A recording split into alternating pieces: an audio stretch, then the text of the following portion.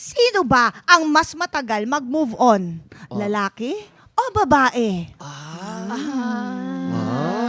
Interesting. Interesting. So yun yung pinakaunang tanong natin, Madam Chair. Ako siguro para sa akin, lalaki.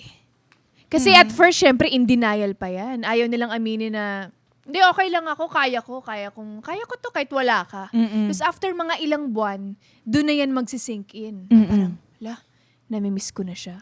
Yung mga ganun, di ba? Tapos hanggang sa iti-text ka na niya, kamusta ka na, okay ka lang ba, ganyan. After ilang buwan, di ba? Nagka-drunk text, di ba? Koy, di ba, Koy? Pwede ba yun?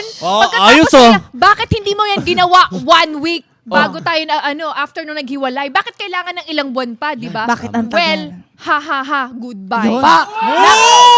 Napilan nyo? Ilang ha-ha-ha? Tatang ha-ha-ha. Tatlo yun. Exclamation point.